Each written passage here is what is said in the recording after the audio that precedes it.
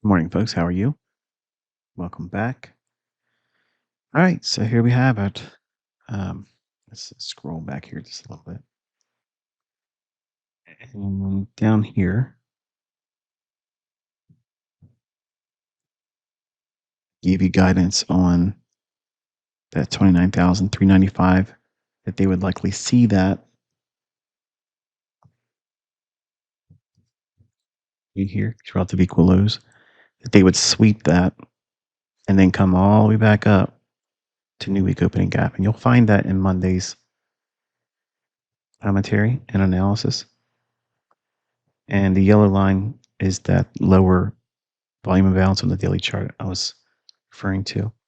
And that low right here, it swept through that.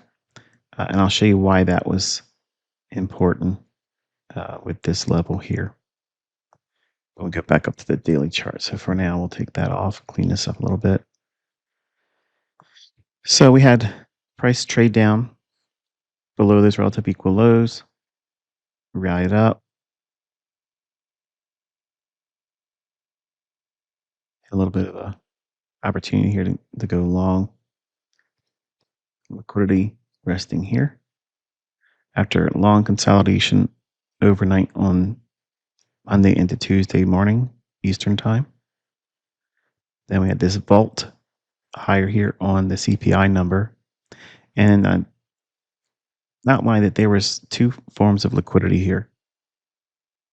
Right before the 8:30 news driver with the CPI data, and then the high that formed. And I felt, as I indicated yesterday in the lecture and the execution on, this is first presented fair value gap from Tuesday, and it's the suspension block. See it right there. And we had buy side taken there.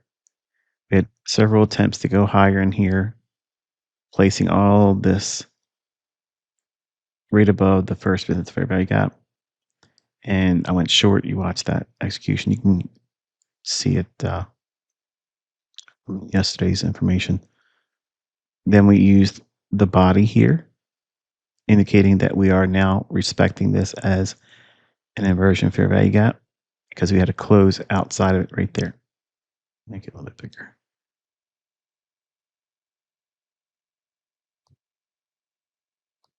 So that candlestick closed below first presented fair value gap. Okay, there's no gap prior to this one forming. And because we're looking for lower prices, to take out the low at 8:30, right before CPI data, there's 8:30. Here's the swing low right there prior to it. And we already ran up a little bit. So the idea was I was looking for shorts. I took some partials here, did some measurements on event horizon, which was this low and the old low right here. So between this low and this low, the algorithm will likely reach to halfway of that. That's what you see here. We wicked through it, and then we created this wick. I told you that we needed to see a close below that. If it didn't do that, that's bullish, and we're likely to go to the higher side. And this inefficiency here, I said that we didn't want to see this become an inversion fair value gap while I was still holding the final position to offset that short rate below the lowest low that I had outlined yesterday, which was 29,545 as indicated here. But ended up coming back and stopping me out on the final single contract, and that's fine. $16,080 is it's still good, right? So rallying up comes back down in, and we also left the body above this wick, which was also indicative of a change in the direction, the delivery. It's all of the hallmarks that I teach with real order flow. You don't need to have any kind of look inside the candle and look at raw numbers of how many people executed around a particular price level, because that's not indicative of future results. Okay, so The market creates this buy side imbalance, sell side inefficiency after creating a close above that wick, after doing the damage down here. So we have two things changing the direction. We couldn't close below half of this wick. Look where the bodies are. Then this acted as an inversion fair value gap. So this would look like this. It won't be a long video, by the way. Hits it, and we rally up. But it rallies off this. Why should this act as an inversion fair value gap here? Because we had a close above this wick. Okay, so when we were dropping down, we were using it for the purpose of the chain of custody where price moves lower from one PD array to the next, and every PD array that would fail and indicate an opposite direction in price, as long as it's affording lower prices by not having a close above that, lower prices are in order. This gave us a crossroads where it needs to go below that on a closing basis to support continuation to take out that low. Though that low, again, is all of this price action, and that's the lowest low right there. Okay, so that's where that came from.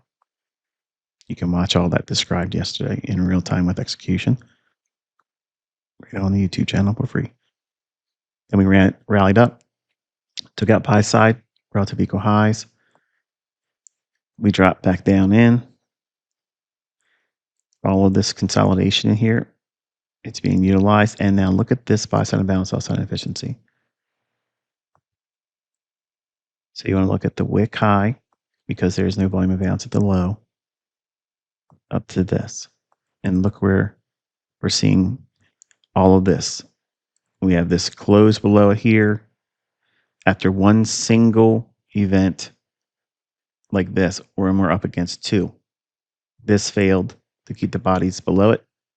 This failed to put a body below it. So we had a shift in market structure here. Inversion fair value gap. Look at the strong displacement on the upside. We have buy side taken. We don't need to close above it. And we pulled back down in. Okay. So when we drop down in, inside this inefficiency here, it shouldn't be colored like that. Let's look at this way. There you go. So we have a breaker here, and you could look on a lower time frame sub 1 minute. We might do that in a minute, but don't hold me to it because you'll be able to do it on your own. But we end up using this here, supporting price higher. Then we went right back to respecting first percent of fair value gap, which is the suspension block over here. So now it changes its characteristic back to its first utilization, which is it was bullish. The way it was presented, it's a buy side imbalance, sell side efficiency. If bullish prices are in order and it trades back down into it, it should support price going higher. But it's not in this area here. We were looking for it to fail and become inversion fair value gap. Or let me say it this way. I was looking for that. And you can watch me give the annotations and analysis and commentary and executions.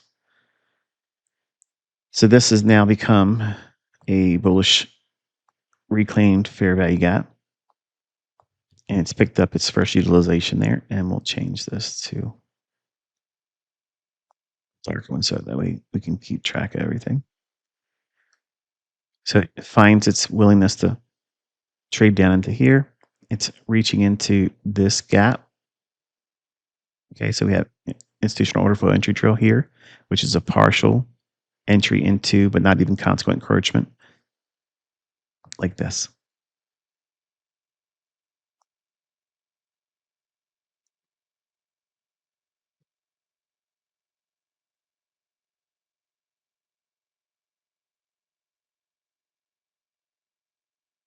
Okay, so there's consequent encroachment of that buy side imbalance, sell side efficiency.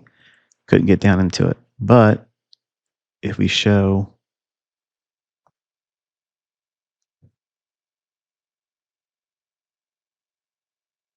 there's that level, institutional order flow entry drill, institutional order flow entry drill. Strong reaction to the upside, trades up to here, and then wilts, it goes lower. This was a complete closure and return back to the opening range gap And then we see weakness here, trades back down into first presented fair value gap from Tuesday. Look at the bodies in here and then recapitalize this order block, or not order block, bullish fair value gap. Rallies higher. You have buy side up here.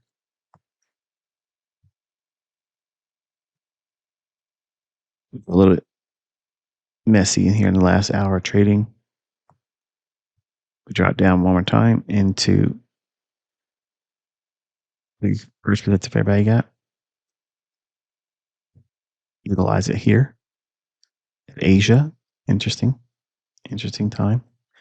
And then reaction, taking out buy side here. And again, the draw is new week opening gap. I gave you that on Monday. We trade into it here. I tweeted around this time last night saying that new week opening gap for NQ was hit, and that's probably guesswork, not normal facetious stuff. The positive balance sell side efficiency here, we trade down into that there, and then we recapitalize, go higher to consequent encroachment of new week opening gap, and we finally get a gap closure on the small little portion of price action that was part of this new week opening gap. And then we broke lower, trade back up in, failed to go to consequent encroachment. And then we dive deeper, taking out that sell side. And now we're just hammering around. So the next order of business, okay, because I know you're all asking, either proverbially, okay, in other words, like you're wondering, and some of you already tweeted to me, okay, what's next? And I get your enthusiasm. I got that. You want to see what unfolds next. Mr. Wizard's going to show this and show that. But that again is a signature of someone that is not really matured, and you're not curing as a independent thinker. You're depending on me to point to the next thing versus how about you go through your charts and you come to a expectation using your model and your skill set and your present understanding with experience. And then compare and contrast when I do share something. That way you'll be able to grade yourself in terms of, I didn't see him, revealing this. This is something that wasn't in agreement with my analysis. So it's not so much as a competition. It's a compare and contrast. That way it helps you measure your progress. All right, so I want to zoom out a little bit. I want to show you something. All right, so I don't think that we're going to avoid going higher. I believe we have a little bit more unfinished business up here. But look at all this price action here. See all this? We have sell side resting right below here, and we have this single toothpick, one little chopstick holding up all this price action. Okay. So my attention is right here. I suspect that might get traded to before we close the week out. And my focus is that. Okay. So there's a couple scenarios that could unfold here. We could just drop down into this with the PPI number and then work higher. So it's kind of like a two-stage delivery. Or let me zoom in here to make sure I got these levels right, because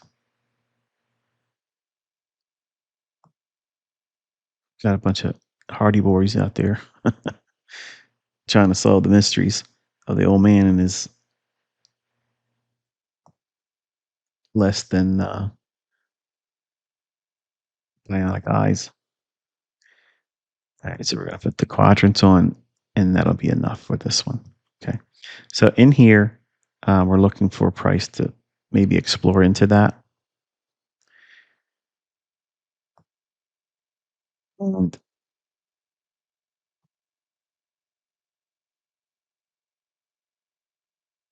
so in here, if it's bullish still, when it drops down there, it'll respect the upper half with the bodies and leave something open on the downside. Okay. If we rally first to poke our head above new week opening gap and fail to go higher, and we start to break down, then that's where my draw is for today. I don't know before PPI, folks. I know a lot of you like to think that, you know, I know everything. The only thing that I know that's important, and the most important thing, is that I don't know everything, and you're not going to know everything. And there are times when the market volatility is so scripted against you, and the probabilities are shifted so far away from you that you need to be aware of it. And that's what PPI, CPI, FOMC rate announcements, non-farm payroll, those events, you don't have you don't have all the things going in your favor to help warrant participation. Okay. So what we like to do is like a sniper. We set up our hide. Okay. Our hide is where we station ourselves when we wait for our kill shot. So what does that mean? We're sitting still. We're trying to get to a vantage point where we can see the mark walk right into our crosshairs, and we're not chasing it. We're not pursuing it. We're sitting still. It's going to walk right into our crosshairs. And then when it makes sense to do so, we pull the trigger, engage. We're not reacting. We're anticipating. We're letting the market walk right into our model, right into our setup, right into our entry mechanism, and then we manage it accordingly. So these lines on here, I'm going to take these off because they were just pertinent to yesterday's CPI buy side and sell side liquidity. Okay, so they're no longer salient. I clean the chart up with all this business here. And yeah, I'll leave all this stuff here. All right, so we have a large pool of liquidity still resting on the here and here and here for sell side. So how we use that in relationship to the PPI number here in about a little less than an hour after I get this video up so you can have the commentary, um, remains to be seen. Okay, so I hold no expectation because the week and the analysis I gave on Monday sweep this to go up to there. Um, yeah, you tell me. Did your chart do it? Because I think if you're honest, it did. Okay, and that's enough to be content with, and that's what I'm trying to foster in you as a trader that's developing. And hopefully you found this one insightful. And I'll check back with you later on today with another follow up or so. Be careful.